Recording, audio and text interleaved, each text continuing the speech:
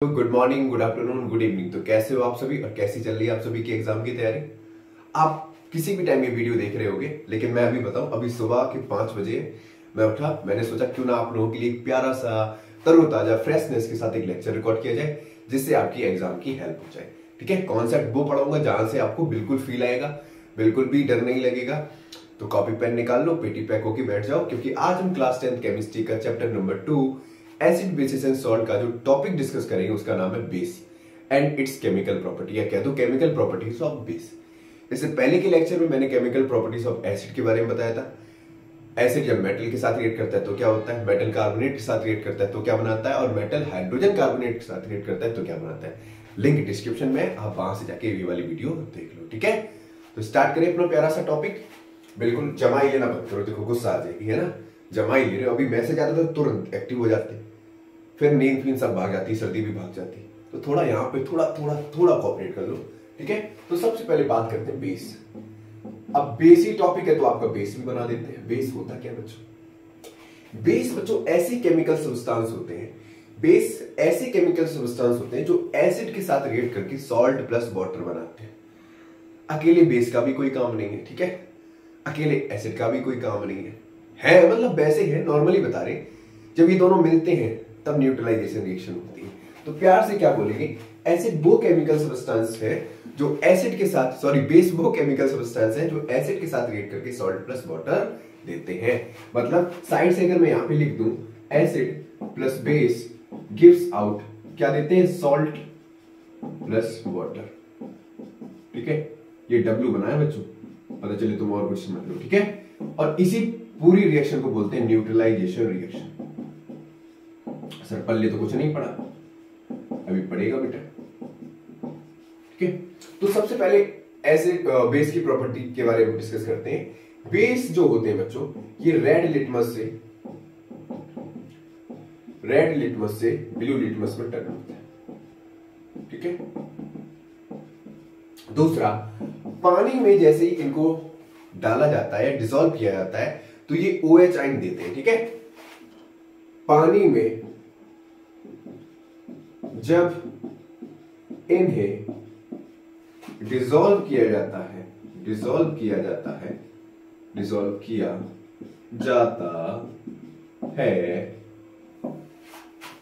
तो ये OH ions देते हैं। और बेटा OH आइंस को हम बोलते हैं हाइड्रो ऑक्साइड। क्या बोलते हैं? Hydro oxide. कोई दिक्कत यहां पे? तीसरा, इनकी जो pH वैल्यू होती है more than, it's pH value is more than 7 neutral होगा, मोर देन 7 बेस होगा, लेस देन 7 एसिड होगा। ये तो आपको पता है। ठीक है, pH का मतलब होता है पावर ऑफ हाइड्रोजन। एक और पॉइंट बताओ बच्चों जल्दी से। बच्चों टेस्ट में ये कैसे होते हैं? टेस्ट में बिटर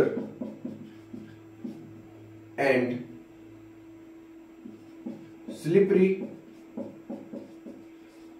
और सोपी टू टच। अबे लड़की का नाम सोपी नहीं है, सोपी साबुन के बारे में बता रहे। ठीक है, सोपी टू टच कैसे होते हैं?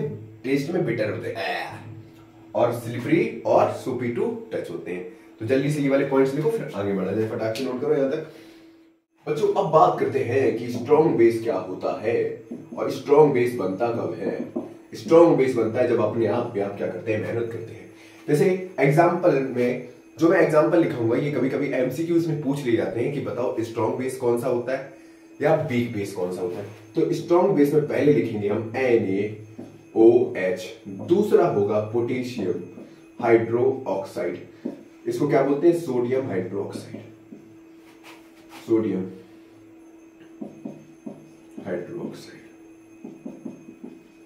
इसको क्या बोलते हैं? Potassium hydro oxide.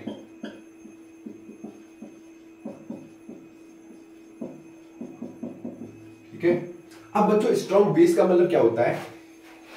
Strong base का मतलब सिंपल सा है कि कि पानी में कंप्लीटली आयनाइज हो जाते हैं। समझ में आ गया? मतलब पानी के अंदर जाते ही कंप्लीटली टूट जाते हैं, तो उसको बोलते हैं स्ट्रॉन्ग बेस। कंप्लीटली लिख लो, completely TELY, completely ionize in water. ठीक है, लिख लो, पानी में टूट जाते हैं, पानी में टूट जाते हैं। ठीक है, अब यहीं पे बात करते हैं वीक बेस के बारे में। भैया स्ट्रॉन्ग बेस है तो वीक बेस भी होगा। जी सर, वीक बेस का मतलब है partially ionize in water, partially ionize in water, मतलब पानी में जाते ही कंप्लीटली नहीं टूटते हैं, थोड़े थोड़े टुकड़े में या कुछ कुछ पार्ट इनका क्या हो जाता है, पानी में ब्रेक हो जाता है, कंप्लीटली आयनाइज नहीं होते हैं। ठीक है, डिसॉल्व नहीं होते कंप्लीटली। जैसे वीक बेस का एग्जांपल ले लो, पहला हो जाएगा NH4OH और ये हो जाएगा CaOH का होल ट्वाइस। अरे ये तो जाना पहचाना लग रहा है, इसको बोलते हैं कैल्शियम हाइड्रोक्साइड, कैल्शियम हाइड्रोक्साइड। और दूसरा नाम क्या है बच्चों इसका? Lime water. क्या है? Lime water. जी सर। और NH4OH होता है अमोनियम हाइड्रोक्साइड। इसका नाम याद रखना NH4OH, क्योंकि बच्चे अक्सर इसमें कंफ्यूज हो जाते हैं और भूल जाते हैं। नोट करो यहां तक, फिर आगे बढ़ा जाए फटाक से। तो बच्चों अभी मैंने आपको क्या बताया था? अभी मैंने बताया था एसिड प्लस बेस क्या देता है हमको? देता है सॉल्ट प्लस का वाटर। अब जल्दी से एग्जांपल ले लो। एसिड कौन सा हो जाएगा बच्चों? HCl हो जाएगा। NaOH ले लो बेटा, क्या बनाएगा ये बेटा? ये प्लस, ये माइनस, ये प्लस, ये माइनस, प्लस वाला कहां जाएगा? माइनस के पास। तो ये बनाएगा NaCl प्लस H2O। क्या बनाया? Salt plus water. और इसी रिएक्शन को हमने अभी क्या जाना था? किस नाम से जाना था? न्यूट्रलाइजेशन रिएक्शन के बारे में। यहां तक कोई दिक्कत? आगे बढ़ा जाए कि जो HCl है और NaOH है, इन दोनों को हमें एक्वस में लेना है। ठीक है, दोनों को किस में लेना है? एक्वस में लेना है, वरना ये टूटेगा नहीं पानी में जाके। ठीक है, और नॉर्मल टेम्परेचर लेना है। कौन सा लेना है? नॉर्मल टेम्परेचर लेना है। मतलब अगर आपसे ये पूछा जाए कि acid plus base salt plus water कब देगा, दोनों किस प्रेजेंस में होनी चाहिए? किस फॉर्म में होनी चाहिए? एक्वस फॉर्म में होना चाहिए। और दोनों का टेम्परेचर कौन सा होना चाहिए? नॉर्मल टेम्परेचर होना चाहिए। ठीक है, अब एक और इंपॉर्टेंट चीज समझते हैं, जो बेस होता है बच्चों। ठीक है, base plus metal salt. Sir क्या बात है, अभी समझा रहे। तो बेस मेटल सॉल्ट के साथ रिएक्शन करेगा तो ये न्यू बेस फॉर्म करेगा और न्यू सॉल्ट बनाएगा। ठीक है, कैसे? बेस ले लो बेटा, ये ले लो 2NaOH plus CuSO4 gives out, ये प्लस वाला, ये माइनस, ये प्लस, ये माइनस। यहां पे देखो सोडियम किसके पास जाएगा? ये कॉपर को क्या कर देगा? डिस्प्लेस कर देगा। और यहां से कॉपर किसके साथ चला जाएगा? HOH के साथ। तो ये बनाएगा Na2SO4 गिव्स आउट CuOH का होल ट्वाइस। ठीक है, ये हो गई रिएक्शन। अब देखो यहां पे हाईली रिएक्टिव लेस रिएक्टिव को क्या कर रहा है? डिस्प्लेस कर रहा है। और दोनों कंपाउंड में से क्या हो रहा है? रिएक्शन हो रही है। मतलब दोनों कंपाउंड हाईली रिएक्टिव, मतलब दोनों कंपाउंड एक दूसरे को क्या कर रहे हैं? डिस्प्लेस कर रहे हैं। कर रहे हैं नहीं कर रहे? तो ये एग्जांपल हो जाएगा डबल डिस्प्लेसमेंट रिएक्शन का। किसका? डबल डिस्प्लेसमेंट रिएक्शन का। ठीक है, यहां तक नोट करो, फिर आगे बढ़ते हैं। अब बच्चों कुछ इंपॉर्टेंट कंडीशंस समझ लेते हैं। ठीक है, इंपॉर्टेंट कंडीशंस जो आपके लिए इंपॉर्टेंट हैं, कंडीशंस की बात करते हैं। ठीक है, यहां से आपको थोड़ा सावधानी से देखना है। जितने भी बच्चों मेटल ऑक्साइड्स होते हैं, ध्यान से सुनना, जितने भी मेटल ऑक्साइड्स होते हैं वो जनरली बेसिक इन नेचर होते हैं। कैसे होते हैं? Basic in nature.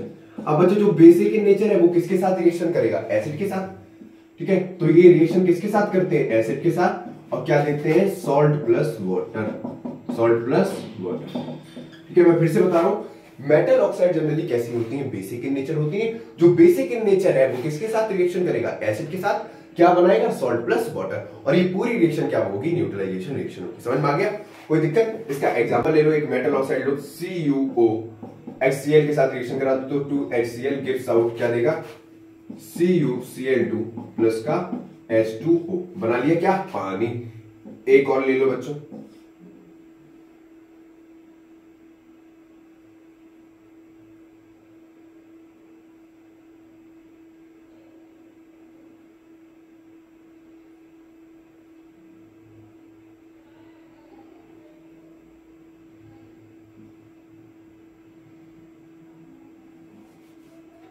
एक और ले लो, ZnO plus HCl gives out क्या बनाएगा, ZnCl2 प्लस H2O। ठीक है, ये दोनों रिएक्शन कौन सी रिएक्शन हो गई, जिसमें मेटल ऑक्साइड किसके साथ रिएक्शन कर रहा है, एसिड के साथ। क्या दे रहा है, सॉल्ट प्लस वाटर दे रहा है। ठीक है, रब किया जाए यहां तक।